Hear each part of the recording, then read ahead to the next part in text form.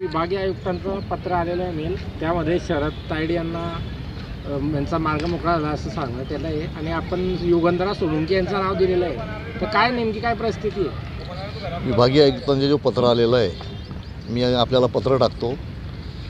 त्यात विभागीय आयुक्तांनी काय म्हटलेलं आहे ते आपण सविस्तर वाचून घ्या.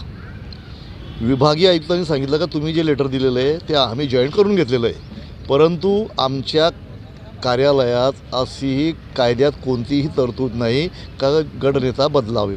बरोबर आहे. तर गटनेत्या बदलाचा अधिकार कायद्यात तरतूदच नाही आहे, ते गटनेता बदलू शकत नाही.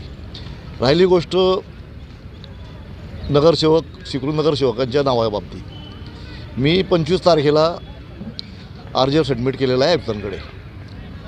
एकच गटनेता असताना 25 तारखेला आयुक्तांनी दुसरा गटनेता म्हणून त्यांचा प्रस्ताव घ्यायलाच नको होता, कारण की तोपर्यंत त्यांच्याकडे गटनेत्याच्या कागद पण नव्हता, डिक्लेरेशन पण नव्हतं.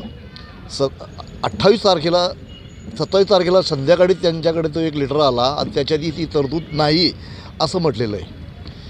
म्हणजेच मी गटनेता होतो 25ला, आताही आहे आणि उद्याही राहील. तर आयुक्तांनी जी भूमिका घेतलेली आहे ती चुकीची घेतलेली आहे. त्यांनी एकच प्रस्ताव सबमिट करून घ्यायला पाहिजे होता, तो बी माया. परंतु त्यांनी तो कोण कंखरे त्याच्याकडून तो प्रस्ताव म्हणजे गटनेत्याकडूनही प्रस्ताव यायला पाहिजे सर्वप्रथम ते हे आहे. परंतु तो कोण नवीन माणूस येतो, तो प्रस्ताव सादर करतो, आयुक्त त्याचा प्रस्ताव मंजूर करतात. हे काहीतरी कालागोरा याच्यात दिसतं आहे. किंवा आयुक्त दबावात हा निर्णय घेत असतील तर त्यांना कायदेशीर बाबीला सामोरे जावं लागेल हे सांगतोय.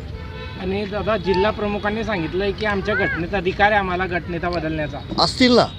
असतील परंतु तुम्ही जे अधिकार जिल्हा प्रमुख सांगतोय, जिल्हा प्रमुख 1:30 वाजेपर्यंत मला कॉल होते.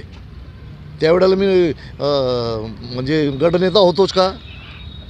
होतो म्हणून तू स्वतःच्या उमेदवारीसाठी गटनेता जिल्हा अध्यक्ष मला कॉल करत होता. कॉल डिटेल बी देतो लागल्यास. बरोबर आहे का नाही? आणि जे बाकीचे आपले 17 वार्डाचे जे नगरसेवक ते आपल्यासोबत आहे का? 100% 4 नगरसेवक माझ्याबरोबर आहे. आयुक्तांनी जर सांगितलं का म्हणजे समोर परेड करून द्या, मी परेड करून देण्यासाठीही तयार आहे.